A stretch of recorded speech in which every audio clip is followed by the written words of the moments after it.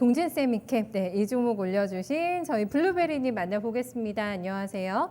네, 동진세미캡 33,250원에 사셔가지고 30%입니다.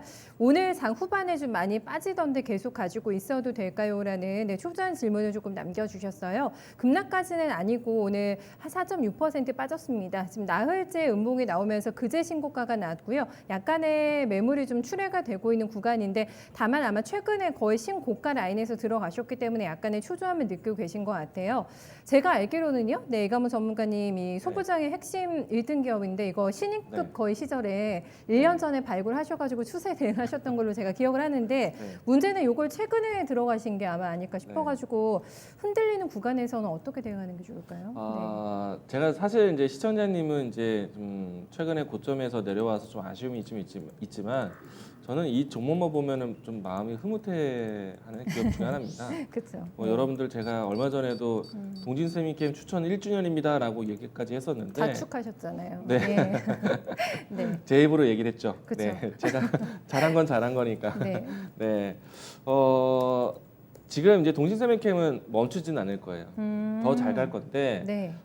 다만 이제 지금 들어가는 거는 남들보다 늦게 보는 거거든요. 그러면은 수익이 지금도 들어가도 저는 언제든지 더 크게 상승이 할 것이다라고 생각을 하는데 어찌됐든 관리 차원에서 네. 내가 사고 나서 물려 있다가 갑자기 올라가는 것이 아니라 내가 살 때부터 해서 꾸준하게 플러스를 경험하면서 네. 좀 더 증가시키는 것이지.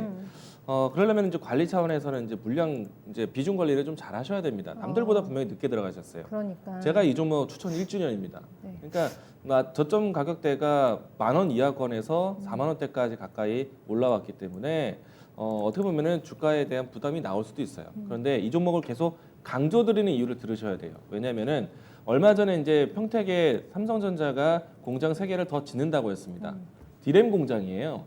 일부의 공간은 시스템 반도체 생산 라인도 만든다고 합니다. 그런데 디램 공장을 만들 때 EUV 장비를 도입해서 반도체 초미세화, 그러니까 나노 반도체를 만들려고 하고 있어요.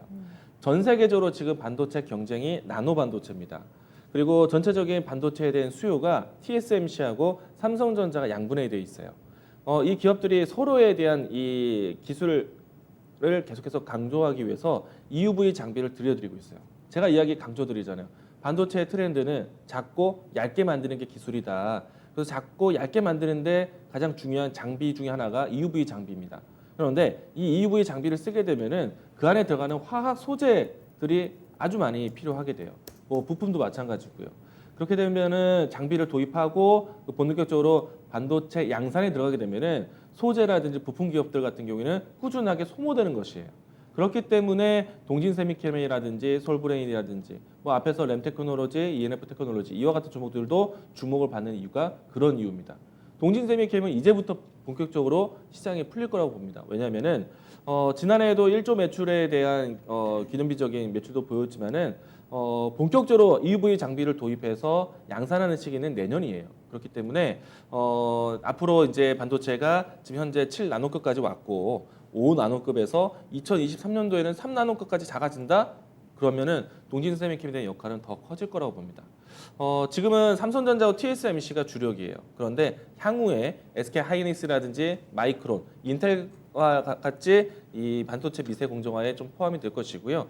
여기에 이제 중국이라든지 다른 기업들도 이제 반도체 미세 경쟁화에 뛰어든다라면은 우리나라 소재 기업들 또 부품 기업들 좀 큰 그림 보이셔야 됩니다. 그렇기 때문에 동진세미캠에 대해서 제가 자신 있게 이야기 들었던 것이고요. 주가에 대한 대응 한번 보도록 하겠습니다. 보시게 되면은 사실 이 종목은 굉장히 정직하게 올라왔어요. 보시면 제 차트에서 빨간색 이동평균선이 22 이동평균선인데 자, 지금도 맞닿아 있는 자리, 이전에도 맞닿아 있던 위치 이 라인대에서 정직하게 지지받으면서 올라왔어요. 그래서 만약에 지금 현재 위치에서 신규 진입한다라면은 21선에 대한 지지대들을 1차적으로 가져야겠죠. 그런데 앞에서 제가 이야기 드렸지만 10,000원 전부터 해서 40,000원 근처까지 왔어요. 충분히 조정이 나올 수도 있어요. 주가는 항상 정직하게 또 혹은 항상 올라가야지만 되는 것은 아닙니다. 숨고르기를 하고 매물 소화를 하고 다음 매수자를 기다리면서 움직이는 것이기 때문에 자, 이 라인 때는 이제는 일단 지금 현재 들어가신 분들 같은 경우는 초기 진입만 들어가시는 거예요. 그리고 나서 이렇게 좋은 기업이 떨어진다? 그럼 그때 매집을 하는 거예요. 지금부터 해서 30%이 종목 정말 좋다라고 했는데 30%꽝 하고 들어간 게 아니라 주가의 위치가 저점권에 있으면은 당연히 과비중으로 해서 들어갈 수 있겠죠. 그런데 이처럼 주가가 상승하고 있는 추세에서는요. 내가 가진 가격대에서 이전에 만약에 직전에 샀다라면은 올라오고 난 다음에 또 사고 이런 눌림목에서 남들은 더 채우는 위치에서 초기에 진입하는 사람들은 비중 관리 잘 하셔야 된다는 얘기예요. 저는 만약에 동진세미캡에 대한 주가는 정말 자신이 있지만은 32,000원대가 이탈한다라면은 좀 더 낮은 가격대에서 기회를 줄 수가 있어요. 이 종목은 다시 한번 반드시 올라갈 종목입니다. 낮은 가격대에서 단가를 잘 갖추면은 여유롭게 들고 갈 수 있잖아요. 그런 전략으로 좀 대응하시고 32,000원대 밑으로 내려온다라면은 비중을 잠깐 줄여놨다가 그 미하에 뭐 3만 원 초반이라든지 3만 원 이하권을 내려온다면은 네. 과감하게 더 매수.